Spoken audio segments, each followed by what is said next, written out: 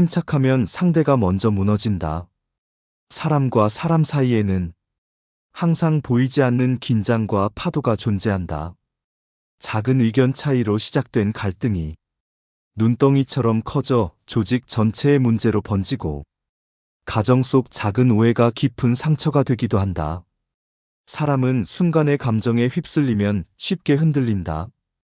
분노, 조급함, 불안이 겹치면 판단력은 흐려지고 행동은 자신도 모르게 상황을 악화시킨다.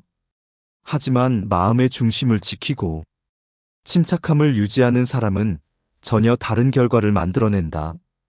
상대가 큰 소리로 공격하거나 혼란을 일으켜 압박하려 해도 그 사람은 중심을 잃지 않는다.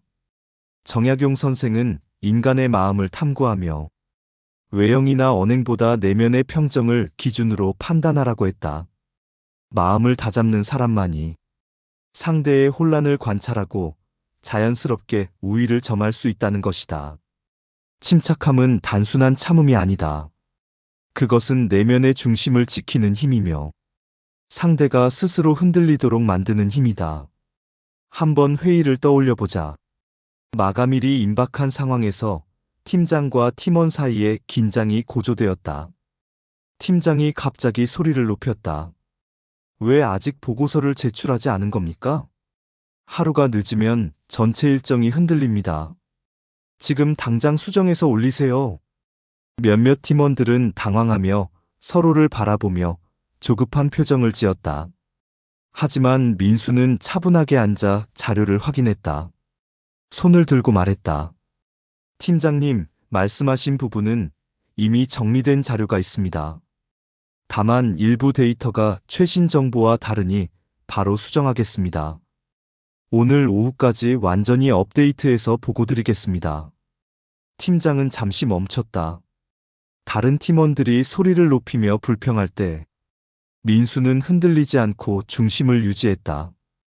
결과는 어떠했을까? 조급하게 굴던 팀원들은 실수를 반복했고 민수는 오히려 상황을 장악하며 팀장에게 신뢰를 얻었다. 회의가 끝난 뒤 민수는 동료에게 말했다. 회의에서 당황하면 더 많은 실수를 하게 돼. 차분히 상황을 파악하고 우선순위를 정하면 누가 조급한지도 쉽게 보이고 자연스럽게 흐름을 잡을 수 있어. 가정에서도 비슷한 상황이 있다. 한 부모가 아이와의 약속 문제로 화를 내고 있었다. 왜 숙제를 아직 안 했니? 이렇게 늦게 하면 나중에 큰일 난다. 아이도 당황하며 울음을 터뜨렸다. 대부분의 부모라면 즉시 혼을 내거나 아이를 다그치며 문제를 키우기 쉽다. 하지만 이렇게 말해보면 상황이 달라진다. 숙제 못한 이유를 차근차근 말해보자. 그리고 어떻게 하면 다음에는 제 시간에 할 수 있을지 함께 생각해보자. 말을 건 순간 아이는 울음을 가다듬고 차분히 설명했다. 제가 이해를 잘못해서 늦었어요. 내일부터는 시간을 정해서 하겠습니다. 부모의 침착함이 아이의 조급함을 진정시키고 결국 아이가 스스로 해결 방법을 찾도록 유도한다. 연인 관계도 마찬가지다. 왜 나한테 연락을 안 했어? 내가 기다리는 동안 뭐 했는지 알아? 상대방이 소리를 높이며 감정을 터뜨린다. 감정적으로 맞서면 갈등은 더 심해진다. 하지만 이렇게 말하면 된다. 미안, 조금 바빴어. 앞으로는 미리 알려줄게. 차분한 태도는 상대방에게도 마음의 평정을 가져오게 한다. 서로의 감정이 안정되고 대화는 문제 해결 중심으로 흐른다. 친구 관계에서도 마찬가지다. 한 친구가 다른 친구에게 불만을 터뜨린다. 너 때문에 내가 오늘 하루 종일 곤란했어. 정말 너무하더라. 대부분 사람은 감정적으로 반응하거나 맞서며 논쟁을 키운다. 하지만 이렇게 물으면 상대는 달라진다. 내가 미처 몰랐구나. 구체적으로 어떤 부분이 문제였는지 알려줄래? 상대는 점차 방어적으로 변하고 논쟁은 자연스럽게 해결 방향으로 흐른다. 정약용 선생의 사례를 보면 더 명확하다. 정치적 억압과 관료적 갈등 속에서 그는 상대방의 허점을 관찰하며 침착함을 유지했다. 한 번은 관료들이 정책을 비난하며 압박했다. 이 정책은 불필요하고 위험하다. 철회하라. 정약용은 감정을 드러내지 않고 정확한 근거와 데이터를 차분히 제시했다. 정책의 목적과 근거는 이렇습니다. 리스크는 최소화되었으며 효과는 장기적으로 입증될 것입니다. 상대는 처음에는 공격적이었지만 정약용의 태연함과 논리적 대응에 흔들리기 시작했다. 결국 정책은 재검토되었고 정약용은 조급하게 대응하지 않고도 상황을 유리하게 만들었다. 그가 학문적 토론 중 일부 관료가 불리한 논리를 제시할 때도 마찬가지였다. 조급하게 반박하지 않고 상대 논리의 허점을 차분히 분석하며 질문을 이어갔다. 말씀하신 부분에서 핵심 가정이 틀렸다고 생각합니다. 그 근거를 다시 한번 확인해 주실 수 있겠습니까? 상대는 점차 방어적으로 변했고 논쟁은 자연스럽게 정약용 쪽으로 기울었다.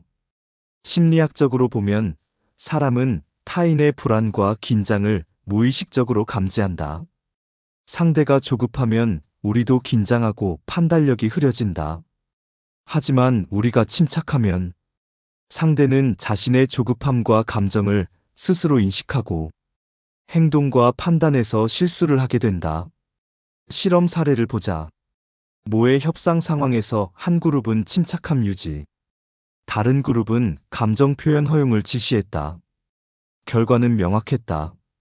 침착한 그룹은 상대의 실수와 허점을 관찰하며 상황을 유리하게 이끌었고, 감정을 표현한 그룹은 상대 압박에 휘둘리며 손해를 보았다. 폭풍 속 흔들리는 나무와 뿌리를 깊게 내린 나무를 떠올려 보라. 뿌리가 깊은 나무는 폭풍 속에서도 중심을 잃지 않는다. 마찬가지로 마음의 중심을 지키는 사람은 외부의 압력 속에서도 흔들리지 않는다. 논쟁, 갈등, 협상, 긴장된 인간관계 속에서도 마음을 지키는 사람은 흔들리지 않는다.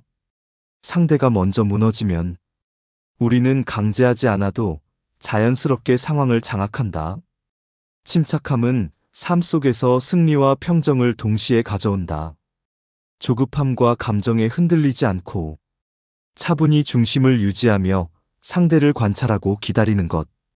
그것이 진정한 힘이다.